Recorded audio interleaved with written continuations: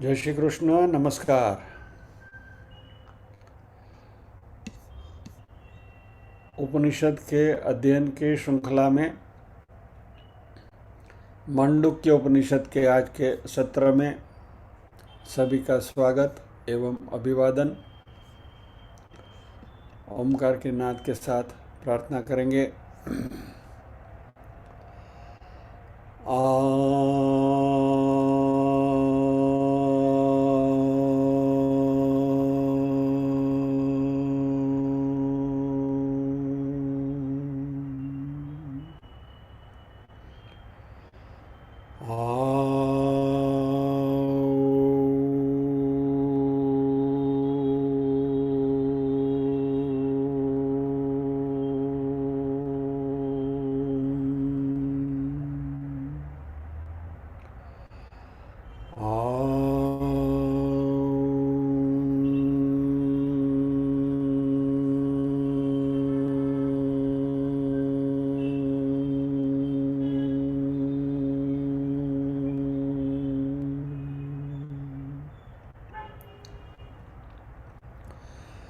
वक्रतुंड महाकाय सूर्यकोटिसमप्रभ निर्विघ्नं कुरु मे देव सर्वकार्येषु सर्वदा। या कुन्देन्दुतुषारहारधवला या शुभ्रवस्त्रावृता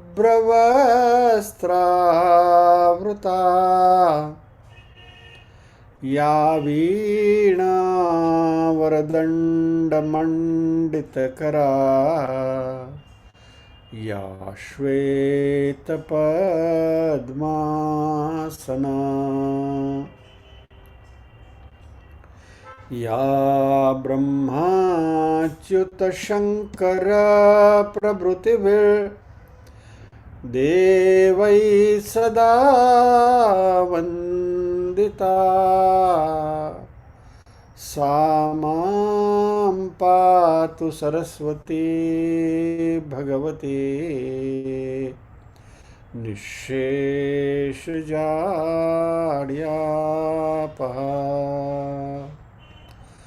वसुदेवसुतं देवं कंसचाणूरमर्दनं देवकी परमानन्दं कृष्णं वन्दे जगद्गुरुम्। ॐ सहना भवतु सहनौ भुनक्तु सह वीर्यं करवावहै तेजस्विनावदितमस्तु मा विद्विषावहै। ॐ शान्ति शान्ति शान्तिः।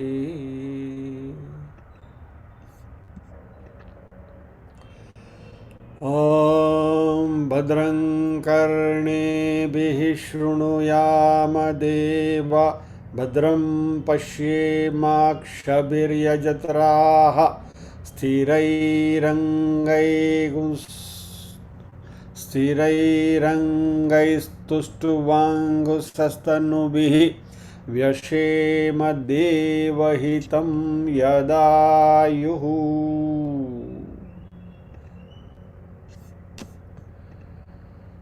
स्वस्ति न इंद्रो वृद्धश्रवाः स्वस्ति न पूषा विश्ववेदाः स्वस्ति नस्तार्क्ष्यो अरिष्टनेमिः स्वस्ति नो बृहस्पतिर्दधातु।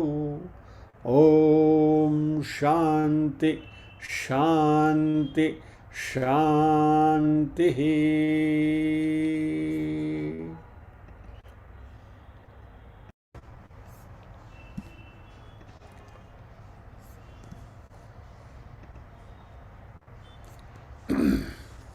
ओके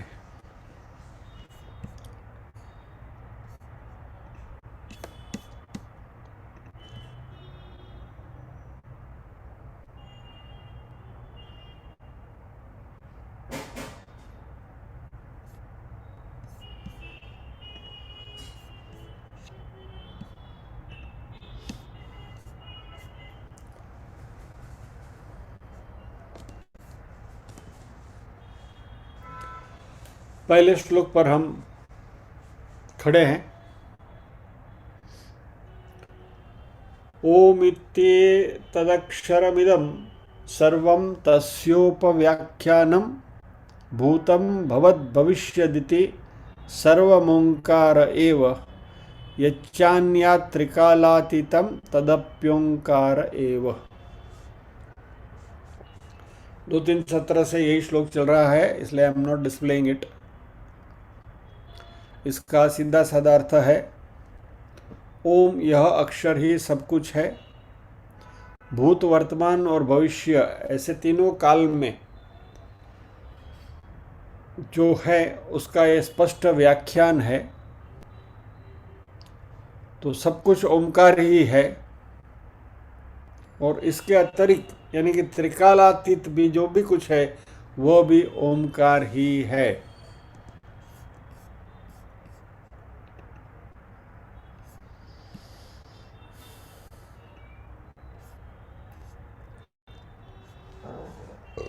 थोड़ा रिकैप्चुलेशन करने की लालच को रोक नहीं सकता हूँ। Just to put the things in proper perspective before we move forward.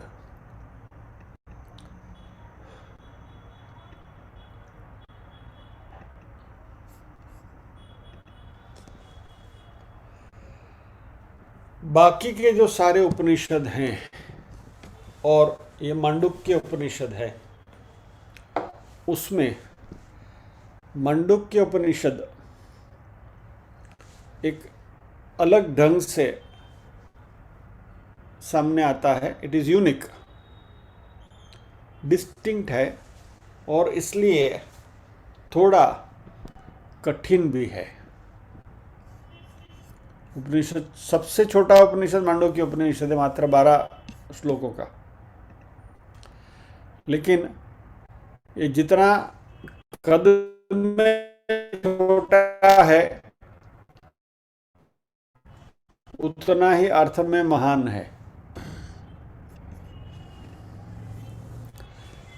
बाकी के सारे उपनिषदों में, इस बात को थोड़े ध्यान से सुनिए और समझने की कोशिश करिए, अभी तक के जो भी हमने बातें करी ब्रह्म के बारे में, सृष्टि के बारे में, भगवद गीता में बहुत बार ये चर्चा हम कर चुके हैं। तो हमें अभी तक यह सिखाया गया कि ब्रह्म जो है वह इस सृष्टि के निमित्तोपादान कारण है। निमित्त कारण भी वही है, उपादान कारण भी वही है, बराबर। उपादान यानी रॉ मटेरियल, निमित्त यानी मैन्युफैक्चरर, बनाने वाला। माटी, कुम्हार और घड़ा का जब भी एग्जाम्पल हम लेते हैं तो माटी जो है उपादान है और कुम्हार जो है वो निमित्त है।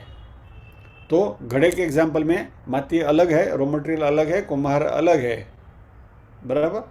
और घड़ा जो है वो तीसरी चीज़ है। इसमें न तो उसमें कुम्हार नहीं है, सिर्फ माटी ही है घड़े में। लेकिन ये जो सृष्टि है उसको हमारे शास्त्रों ने ब्रह्म को निमित्तोपादान कारण कहा है। यानी ब्रह्म निमित्त भी है, ब्रह्म उपादान भी है। यानी ब्रह्म is the raw material and Brahma is the maker. मट्टी भी ब्रह्म है और कुम्हार भी ब्रह्म है। और उससे जो चीज़ बनी, जो घड़ा बना, यानी जो विश्व बना, तो ये विश्व के अंदर घड़े में कुम्हार नहीं है, लेकिन विश्व में ब्रह्म है, ब्रह्म की उपस्थिति है। ये बात हमें सारे उपनिषद अभी तक सिखाते हैं, या तो भगवद गीता में भी हमने सीखा है। फॉर एग्जाम्पल ऐत्रेय है, मुंडक है, तैत्रेय उपनिषद है, वगैरह वगैरह। उसमें सीधा सीधा बताया है कि ब्रह्म जो है वो कारण है और विश्व जो है वह कार्य है, right. So Brahma is the cause and the world, या तो सृष्टि, ब्रह्मांड जो है, यूनिवर्स जो है, वह उसकी प्रोडक्ट है। और क्योंकि ब्रह्म ही कॉज है, ब्रह्म ही कारण है, इसलिए इस जगत में जो भी सार तत्व है वह ब्रह्म है, और यह विश्व, ये जगत जो उसकी निपज है, जो उसकी प्रोडक्ट है, वह मात्र नाम और रूपधारी है। तो इस जगत में हमें जो भी कुछ दिखाई देता है, इस ब्रह्मांड में, विश्व में, यूनिवर्स में, we are not talking about this earth only, मात्र पृथ्वी की बात नहीं है, पूरे ब्रह्मांड की बात है। जो भी कुछ है वो सभी का नाम और रूप है। पृथ्वी का नाम पृथ्वी है, सूर्य का नाम सूर्य है, पृथ्वी का रूप है, वो गोल है, अपनी एक्सिस पे घूमती है, वगैरह वगैरह। सूर्य का नाम है, सूर्य अग्नि का गोला का जैसा दिखता है, तो उसका नाम भी है और उसका एक रूप भी है। चंद्र है तो उसका नाम है, रूप है। शुक्र ग्रह है तो उसका नाम है, रूप है। मंगल है, नाम है, रूप, एटसेट्रा एटसेट्रा एटसेट्रा एटसेट्रा। यानी इस जगत में आपके सामने जो टेबल पड़ा है उसका भी नाम है, रूप है। आपके पास जेब में जो पेन है तो उसका भी नाम है, रूप है, बराबर। जो मोबाइल के ऊपर आप देख रहे हैं उसका भी नाम है, रूप है। यानी इस जगत में जो भी कुछ है सबका नाम है और रूप है।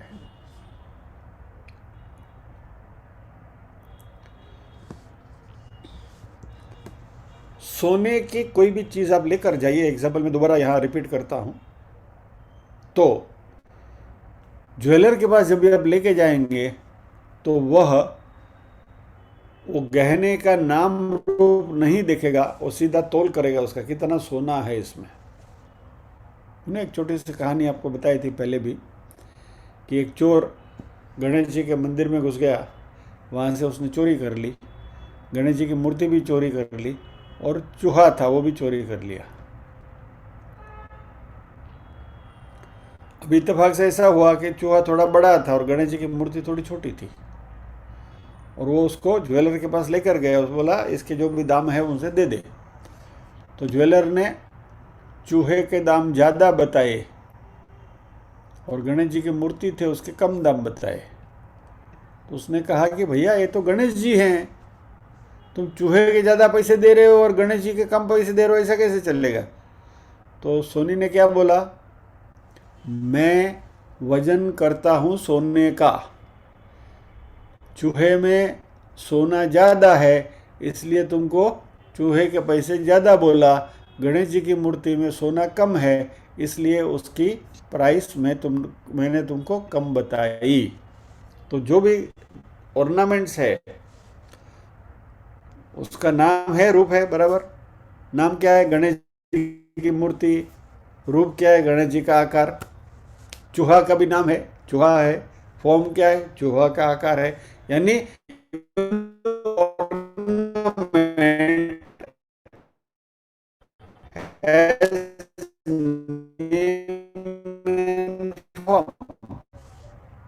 वैसे हमारे वेदांत में हम ये बात सीखते आए हैं कि ब्रह्म कारण है और ये संपूर्ण विश्व जो है वो उसका कार्य है।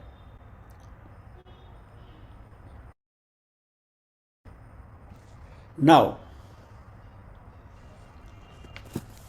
क्योंकि यह विश्व का अपना स्वतंत्र अस्तित्व नहीं है, वो ब्रह्म के ऊपर निर्भर है।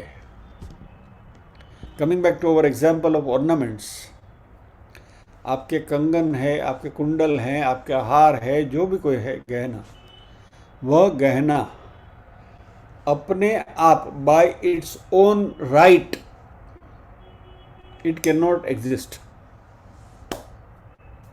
unless there is gold, it does not have an existence, बराबर। तो ये जो गहने हैं उसका अस्तित्व उसने सुवर्ण में से धारण किया, या तो we can say the ornament has borrowed its existence from the gold. जो भी गहना है उसने अपना अस्तित्व सुवर्ण के ऊपर निर्भर किया, यानी gold is the base and only name and shape is what makes the ornament। तो कोई भी गहना है उसका नाम है और रूप है, लेकिन उसका मूल तत्व अंदर सार तत्व जो है वो सुवर्ण है।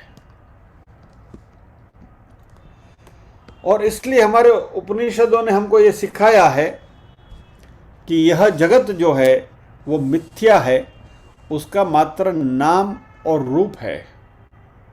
और जैसे गहनों का अपना स्वतंत्र अस्तित्व नहीं है, unless there is gold in it, इसलिए वो मिथ्या है।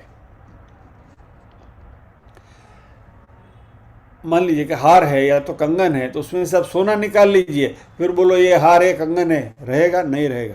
Late us come to our simpler example, ये सब कॉम्प्लिकेशन नहीं जाना है।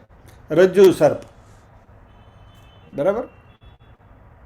रज्जू ने अपना अस्तित्व, सर्प ने अपना अस्तित्व रज्जू के ऊपर निर्भर किया है। डोरी है तो सर्प है, डोरी नहीं है तो सर्प नहीं है। डोरी को हटा लो, सर्प गायब। तो सर्प का स्वतंत्र अस्तित्व नहीं है जब तक वहां डोरी नहीं है, और इसलिए सर्प को मिथ्या कहा गया, क्योंकि उसका अपना स्वतंत्र अस्तित्व नहीं है। सिमिलरली यह जो विश्व है, यह जो जगत है, यह जो ब्रह्मांड है, वह क्योंकि ब्रह्म से उत्पन्न हुआ है और क्योंकि उसका नाम और रूप है, इसलिए ये जगत मिथ्या है। और यही बात शंकराचार्य जी ने करी है, ब्रह्म सत्यम जगत मिथ्या, बराबर? तो जगत जो है उसको मिथ्या कहा, रियल नहीं है। ये बात हम बार बार कर चुके हैं, ये खाली रिकैप्चुलेट करने के लिए यहाँ दोहराई जा रही है, just to understand the concept with some more clarity.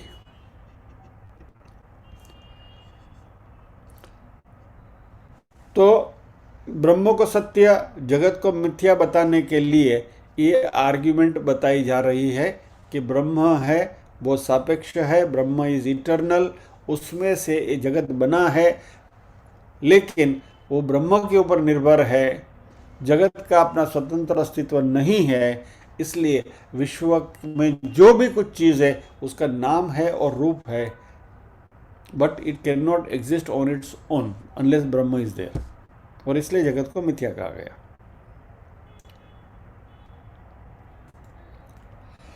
Mandukya Upanishad में यह आर्ग्यूमेंट नहीं है, कुछ अलग बात करी है। ये जो हमारा लॉजिक है, ये जो रीजनिंग है, उसको मांडुक्य उपनिषद कुछ अलग ढंग से देखता है। मैं ऐसा नहीं कहूँगा कि स्वीकार नहीं करता है, बट मांडुक्य उपनिषद कुछ अलग ढंग से इसी बात को कहने जा रहा है। और अल्टीमेटली मांडुक्य उपनिषद को भी प्रूव तो यही करना है, साबित तो यही करना है कि ब्रह्म सत्य और जगत मिथ्या है, लेकिन मांडुक्य उपनिषद कुछ अलग ढंग से कर रहा है। और मांडुक्य उपनिषद जो पूरा रीजनिंग या तो उसके पीछे जो पूरी लॉजिक मांडुक्य उपनिषद में बुनी गई है, वो बहुत गहरी लॉजिक है और थोड़ी it's like a steep mountain. किसी पहाड़ के ऊपर आप चढ़ रहे हैं और उसका जो चढ़ाव है, ढलान जो है, वो थोड़ा स्टीप है, तो फिसल जाने की पूरी शक्यता है, ग्रिप नहीं आती है। इसलिए मांडुक्य उपनिषद के अध्ययन में नजर हटी दुर्घटना घटी। If you are not fully focused, if you do not concentrate fully, जरा भी मन इधर उधर भटका, अटेंशन गया, बात ग्रिप में से छूट जाएगी, बराबर? इसलिए थोड़े चौकन्ने रहिए। और यदि आपके कैमरे ऑन रहेंगे तो आप लोगों को जागरूक रखने के लिए मैं भी कुछ हद तक सहायभूत बन सकता हूँ। जब मुझे पता चलेगा अभी स्मिता बहन सो रही हैं तो कुछ नुस्खा करके उनको जगा सकता हूँ, इसलिए कैमरा ऑन रखिए ताकि मुझे पता चले कि कौन सो रहा है और कौन जाग रहा है। Anyway, jokes apart, but Mandukya Upanishad में जो रीजनिंग दिया है, जो बात करी है, वह कुछ इस तरीके की है। शंकराचार्य जी ने इसके ऊपर बात करते हुए कहा, सुनिए, इस सेंटेंस को बराबर ध्यान से सुनिए। ये जगत मिथ्या है क्योंकि इस जगत का हम अनुभव कर रहे हैं। हो गई ना कॉन्ट्राडिक्टरी बात। ये जगत मिथ्या है, द वर्ल्ड इज मिथ्या because we are experiencing it. हमें उसकी अनुभूति हो रही है, इसलिए जगत मिथ्या है। अब ये कैसा हो सकता है? हा? मेरे सामने मोबाइल पड़ा है तो मैं इसको हाथ में उठा के देखूं तो वह तो मेरे हाथ में है, आई कैन एक्सपीरियंस इट। तो ये मिथ्या कैसा होगा? ये तो सत्य है, मेरे हाथ में मोबाइल है। शंकराचार्य बोलते हैं कि क्योंकि हम उसकी अनुभूति करते हैं, because we are experiencing it, it is मिथ्या। तो अभी इस आर्ग्यूमेंट को लेकर यदि आगे बढ़ेंगे हम, जिसकी भी आप अनुभूति कर सको वो मिथ्या है, चलो बराबर, एक सेंटेंस को पकड़ के चलो। आप अपने हाथ की अनुभूति कर सकते हो? हाँ कर सकता हूँ। अपने बाल की अनुभूति कर सकते हो? मेरे कम है लेकिन जो भी है वो अनुभूति कर सकते हो? हाँ कर सकता हूँ, तो वो मिथ्या है। मेरे चश्मे है उसकी मैं अनुभूति कर सकता हूँ? हाँ कर सकता हूँ, इसलिए वो मिथ्या है।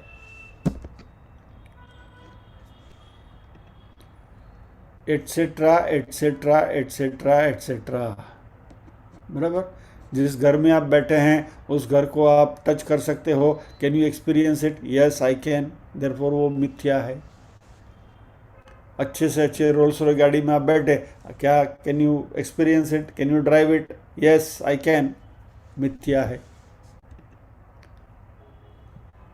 गरम गरम बटाटा वड़ा है, आप क्या उसको खा सकते हैं? हाँ मैं खा सकता हूँ। उसका स्वाद आपको मिलता है कि हाँ मिलता है, अच्छा लगता है, टेस्टी लगता है, मिथ्या है।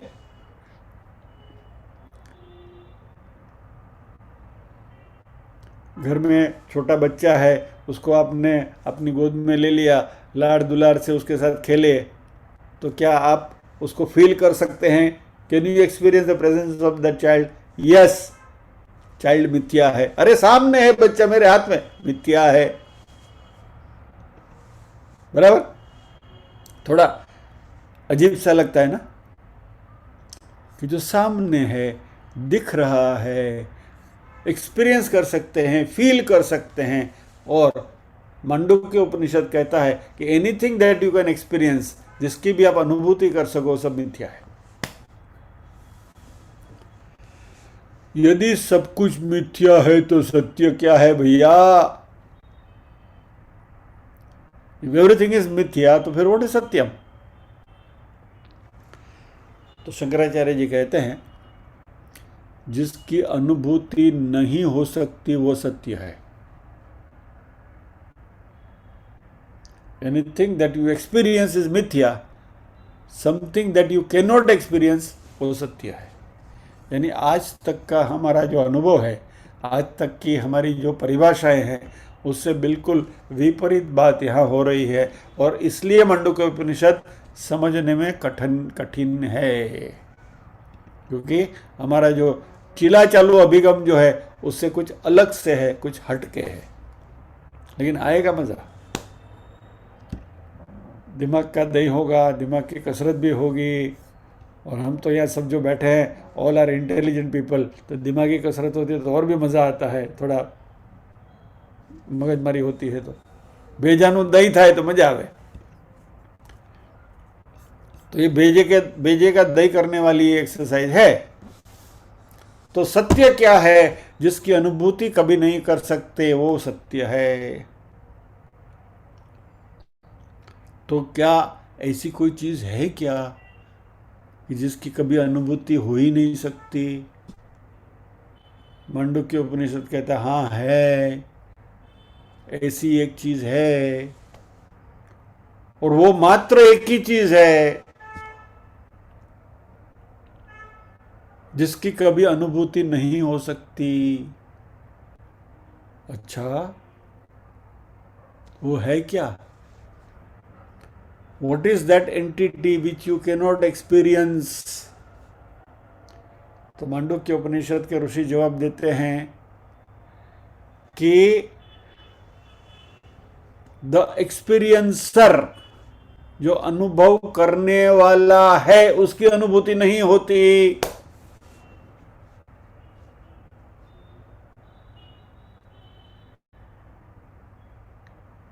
सुनिए, अनुभूति किसकी होगी?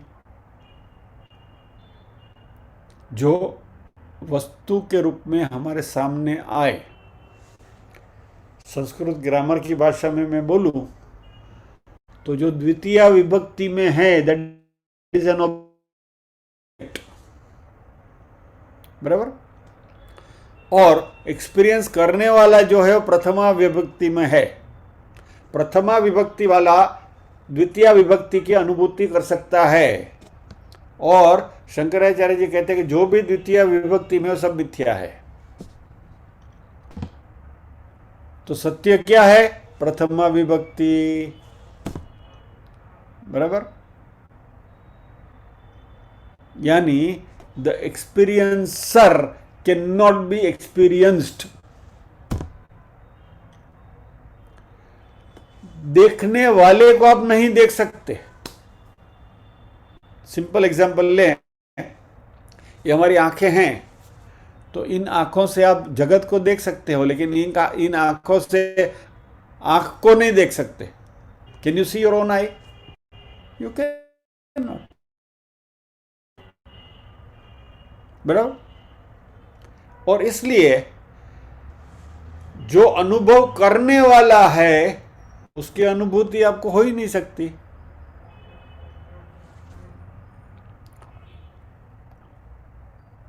और यह जो अनुभव करने वाला है, या तो अंग्रेजी में कहो तो द ऑब्जर्वर, जो देखने वाला है, दृष्टा जो है, वेदांत की भाषा में कहे तो वही सत्य है और बाकी सब कुछ मिथ्या है। यानी जो भी ऑब्जर्व किया जा सके, जो भी एक्सपीरियंस किया जा सके, वो सब कुछ मिथ्या है। ओके, अभी शंकराचार्य जी ने इतनी बड़ी बात कैसे कर दी? How he arrived at this conclusion?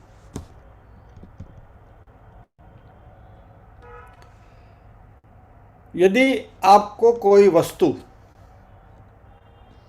विद्यमान है, यानी कि if you want to prove the existence of an object, कोई भी वस्तु है, ऐसा यदि आपको प्रतिपादन करना है, तो उस वस्तु के बारे में आपको जानकारी होनी जरूरी है। It should be A known object.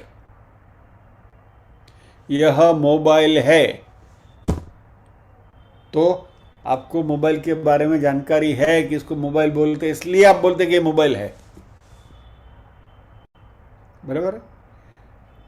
मान लीजिए कि आपकी अर्धांगिनी बाजू में बैठी है और आप कहेंगे कि ये मेरी पत्नी है, तो आपको मालूम है उसके साथ का आपका रिश्ता कि वो आपकी पत्नी है, इसलिए आप बोल सकते हैं कि शी इज माई वाइफ।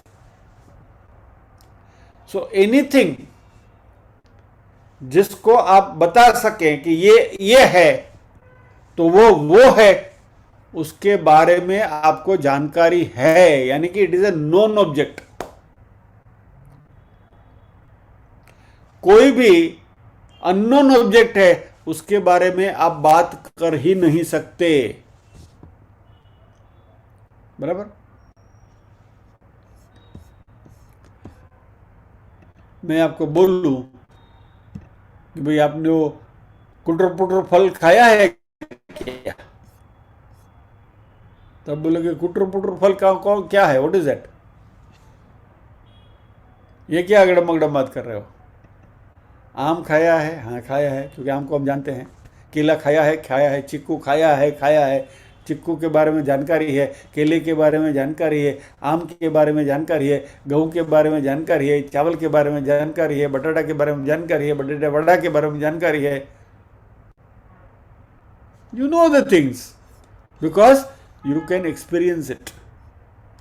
और जिसके बारे में आपको जानकारी है उसी की अनुभूति हो सकती है। और इसलिए जिसके बारे में आप कुछ नहीं जानते, उसके बारे में आप कोई चर्चा नहीं कर सकते। और मोमेंट आप किसी भी चीज के बारे में चर्चा कर सकते हैं, उसका अर्थ यह है कि आप उसको जानते हैं. You can talk about something only if you know that object.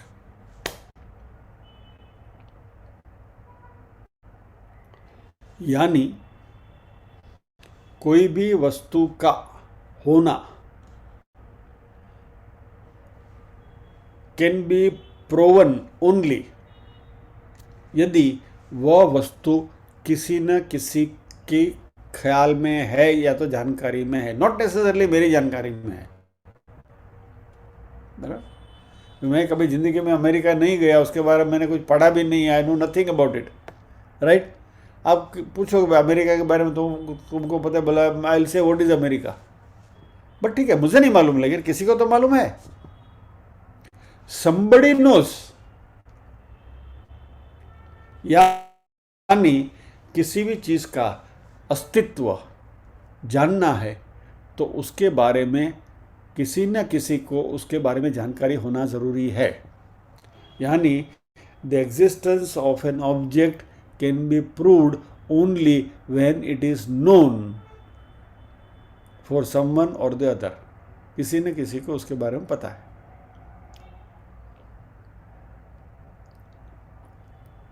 इसलिए यदि कोई चीज जो किसी की जानकारी में नहीं है, it is not known to anybody at any time, कभी भी, भूत में, वर्तमान में, भविष्य में, कभी भी इसकी जानकारी नहीं है, वह जो एंटिटी है, वह जो चीज है, वह नॉन एग्जिस्टेंट की कैटेगरी में आएगी. नहीं है. चलो एक एग्जांपल देखते हैं. Does human being have horns? मनुष्य को सींग है? अरे वो आप बोलेगा, अरे वो तो टीवी में तो हमने बहुत सारे राक्षस को और दैत्यों को देखे, दो दो सींगे से उगे हुए. ससे के सींग है क्या? रैबिट को कभी horn, have you seen any rabbit with horns? No. बराबर. तो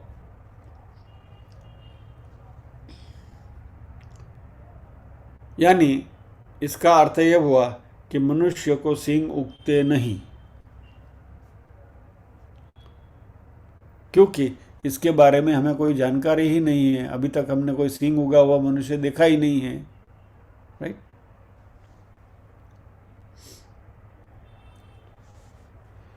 तो अस्तित्व जो है वह तभी उसके बारे में हम प्रूव कर सकते हैं यदि उसके बारे में हमारे पास जानकारी है या तो जानकारी मिल सकती है.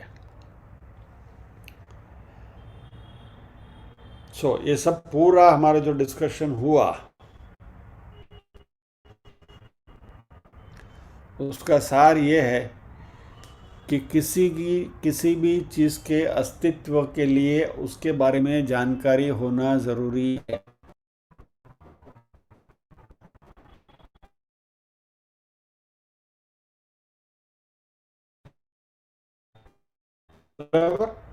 So far so good. Are you? આખો દાડો રોય ત્યારે એક ડોશી મુઈ. जो गुजराती जानते हैं they will understand. पूरा दिन रोया तो एक बुढ़िया मरी. आखो दाड़ो रोय तो एक डोशी मोई. यानी ये सब भेजे का दही करने के बाद कहाँ आए हम? अस्तित्व के लिए जानकारी होना जरूरी है.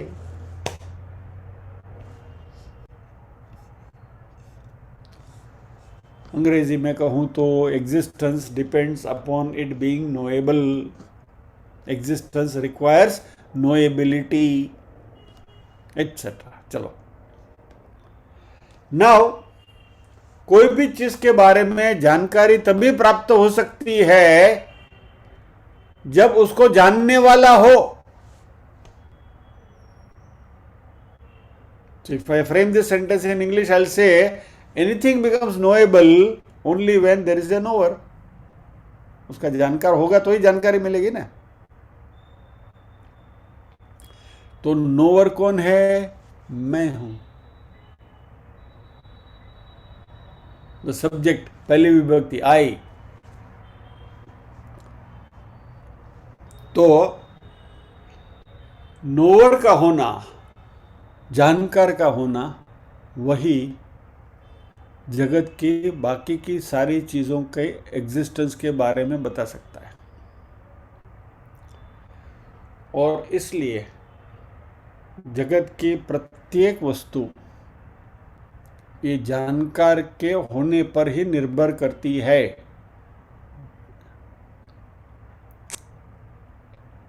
यानी यह जो सब्जेक्ट प्रथमा विभक्ति अहम, मैं, वही बाकी सारी द्वितीय विभक्ति को मान्यता प्रदान करती है, उससे lends existence to all these objects। लेकिन मेरा होना इस जगत की चीज के ऊपर निर्भर नहीं है। मैं इन सबके सिवा भी हो सकता हूं, क्योंकि मुझे मालूम है कि मैं हूं।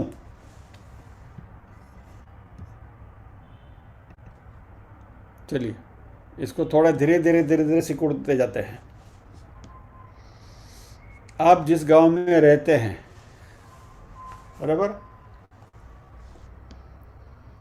उसके बारे में आपको जानकारी है, इसलिए you are the knower and the town in which you are living, the city in which you are living is an object of knowledge. वह जानकारी की चीज़ है, वो शहर, और आप उसको जानने वाले हैं, द नोवर, आई।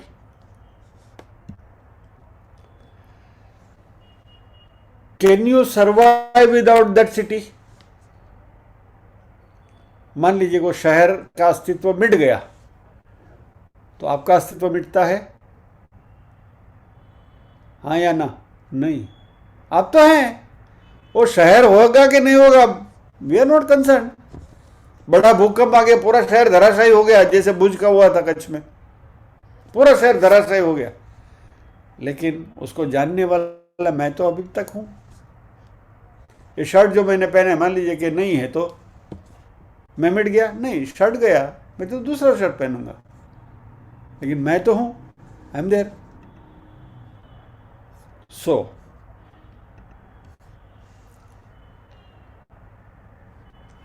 मेरा होना इस जगत की वस्तुओं के होने पर निर्भर नहीं है, क्योंकि इन सारी वस्तुओं के सिवा भी मैं रह सकता हूं। मेरा अस्तित्व है, I can exist without anything in this universe. और मेरा अस्तित्व बाहरी दुनिया के ऊपर निर्भर नहीं है, लेकिन बाहरी दुनिया जो है उसका अस्तित्व मेरे ऊपर निर्भर है।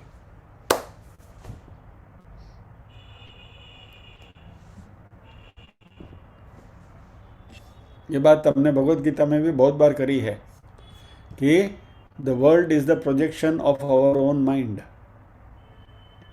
बराबर। एक एग्जाम्पल मैं आपको बताऊं।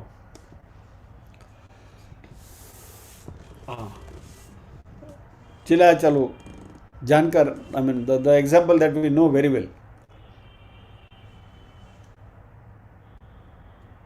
तारक मेहता का उल्टा चश्मा।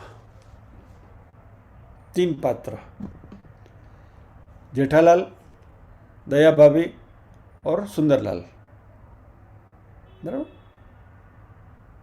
सुंदरलाल जेठालाल का साला, दया भाभी का भाई, ओके।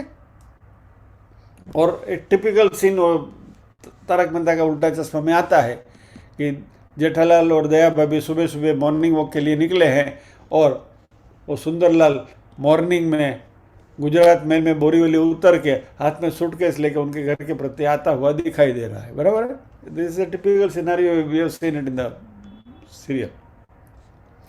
अब ये सुंदरलाल को देखकर जेठालाल के मन में और दया भाभी के मन में जो विचार आते हैं वो बिल्कुल विपरीत है। जेठालाल बोलेगा अरे यार सुबह सुबह मनहूस कहां से आ गया, मन में सोचता है। और दया भाभी मारो भाई, बराबर। उसके लेने तो हम लागड़ी ना घोड़ापुर उमटे। सुंदरलाल वही का वही है, सेम पर्सन, लेकिन दो व्यक्ति का सुंदरलाल के प्रति उनका जो रिएक्शन है वो अलग अलग है। तो क्या जेठालाल के लिए भगवान ने अलग सुंदरलाल बनाया और दया भाभी के लिए भगवान ने दूसरा सुंदरलाल बनाया? नहीं, सुंदरलाल तो एक ही बनाया है। तो जेठालाल के लिए सुंदरलाल का जो पिक्चर है वो किसने बनाया? जेठालाल ने बनाया। दया भाभी ने जो पिक्चर बनाया, दया भाभी ने बनाया, बराबर। करेले की सब्जी एक को अच्छी लगती है, दूसरे को नहीं लगती। जिसको डायबिटीज है वो बोलेगा ठीक है करेला खाएंगे, नो प्रॉब्लम। और नॉर्मल व्यक्ति को बोलेगा ना करेला तो कड़वा लगता है, तो करेला करेला ही है। एक को अच्छा लगता है, दूसरे को नहीं लगता। यानी what we are trying to arrive at is कि the world is the projection of our mind. हम हमारे मन से प्रत्येक वस्तु के ऊपर उसके नाम और गुण को आरोपित करते हैं। मान लीजिए कि मोबाइल फोन है, मोबाइल को मैं मोबाइल बोलना स्वीकार ना करूं, उसको बोलो it's a mini computer, I won't call it mobile, I will call it mini computer. Fine, that is your concept. लेकिन मोबाइल है वो मोबाइल ही है। How you look at it is your perception.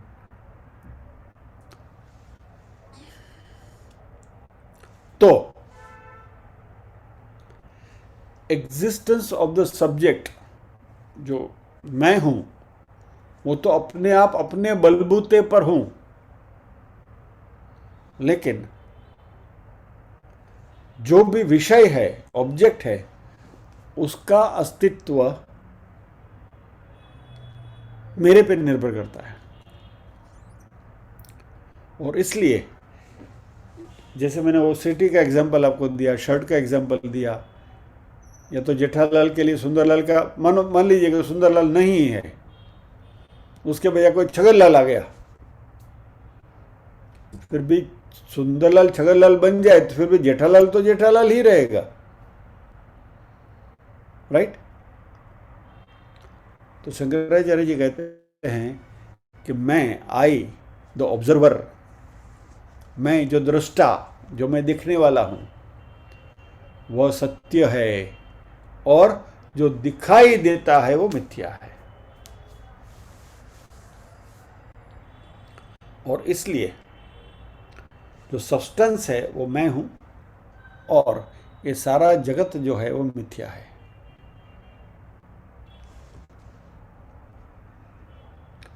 तो बाकी के सारे उपनिषदों की वजह से ऐसा कहा जाता है कि ब्रह्मांड या तो जगत मिथ्या है, क्योंकि वो ब्रह्म से बनी हुई, it is a product. Mandukya Upanishad कहता है कि जगत मिथ्या है क्योंकि ये अनुभूति का विषय है, it is an object of experience. That's the difference between the two. यदि मैं कहूं कि संपूर्ण जगत मिथ्या है तो मेरा शरीर वो भी मिथ्या है, क्योंकि वह भी एक जानने का ही विषय है। I know about my body, I know about my hands, I know about my years, I know about my eyes. शरीर के एक एक हिस्से के बारे में मुझे जानकारी है, इट इज नोएबल।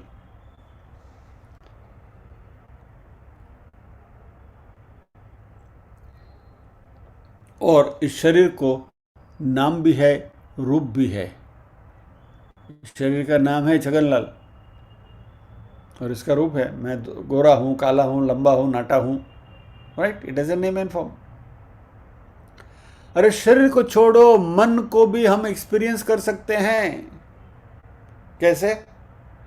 भैया अभी मुझे सताना मत था, मैं अभी गुस्से में हूँ। That is the state of your mind. You can experience your own mind. You can experience it, and therefore mind is also an object. नहीं, आज तो मेरा मन शांत है, मैं शांति से बैठा हूँ, तो it is also an object, और इसलिए वो भी मिथ्या है, क्योंकि मेरे मन की बदलती हुई स्थिति के बारे में मुझे पता चलता है. I can observe it, and because that is an object that can be observe and I am the observer, तो मैं सत्य हूं, मेरा मन जो है वो मिथ्या है.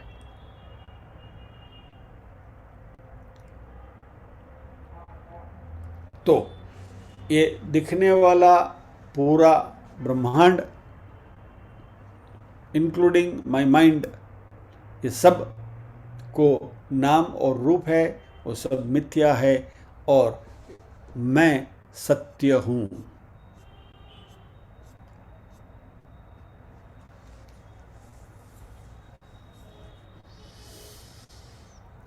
अभी मैं एक ही हूं, लेकिन मांडुक्य उपनिषद मुझे अलग अलग, क्या कहूं, डिजिग्नेशन देकर बुलाएगा, या तो अलग अलग नाम से पुकारेगा मांडुक्य उपनिषद. जैसे किसी घर में कोई पुरुष है तो किसी का बेटा है और किसी का पिता है, बराबर है. मानो कि 3 जनरेशन साथ में रह रही हैं, दादाजी है, स्वयं है और पोता है, बराबर. तो जो भाई साहब हैं छगनलाल, उसके पिता का वो पुत्र है, और छगनलाल उसके बेटे का पिता है. Same person but 3 relations.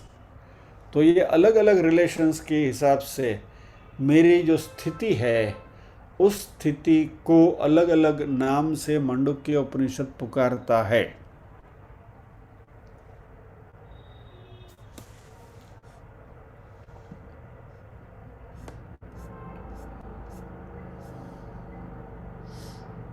अभी वो क्या है, कौन से 3 नाम है, उसके बारे में एक ही लाइन में थोड़ी सी झलक ऋषि देते हैं. सर्वं ह्येतद् ब्रह्म अयमात्मा ब्रह्म सोयमात्मा चतुष्पात्. सर्वम ह्येतद् ब्रह्म, यहाँ जो भी कुछ है वो ब्रह्म है. अयम आत्मा ब्रह्म, यह आत्मा भी ब्रह्म है.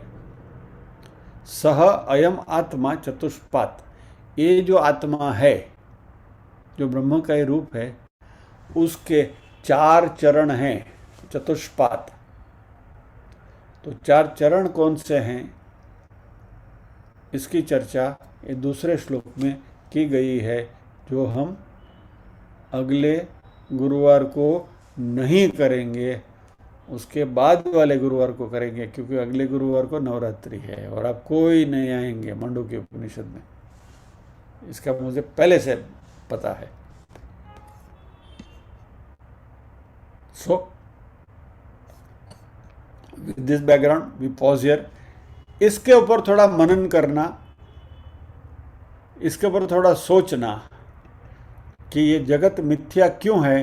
क्योंकि जो भी चीज़ का आप अनुभव कर सको, जिसके बारे में आप सोच सको, जिसके बारे में आप जानकारी प्राप्त कर सको, वो सभी मिथ्या है. एनीथिंग दैट इज नोएबल और anything that can be known in this universe is all मिथ्या. एंड तो फिर सत्य क्या है, इन सबको जो जानने वाला है वो, the one who knows all this knowable objects is सत्य, बराबर.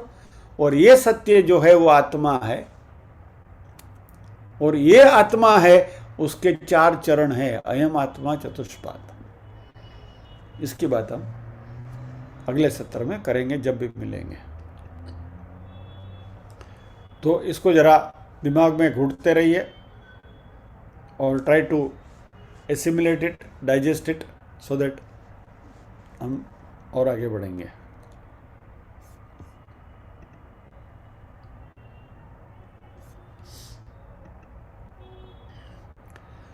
Very good lively examples, thank you. ये विषय ही ऐसा है कि इसको एग्जाम्पल्स कुछ ढंग के देंगे तो ही जल्दी उतरेगा। इसलिए हो सके उतना हमारा रोज बरोज के जीवन में जो सी, बाकी तो वो वेदांत के एग्जाम्पल्स आपके सामने लेकर वो रज्जू सर पर बोलते रहूं तो आप कंटाल जाओगे। इसलिए जो हमारे रोज बरोज के एग्जाम्पल में जो दिखाई देते हैं उसको ज़रा लेकर बात करेंगे तो जल्दी समझ में आएगा और वो थोड़ा आशीरा जम उतरी जाए। That is the only attempt. But जो बात हुई है इसके ऊपर मनन करते रहना प्लीज़, बिकॉज ये अंदर it needs to percolate within, अंदर थोड़ा जेलिंग होना चाहिए तो मज़ा आएगा। आइए प्रार्थना करते हैं।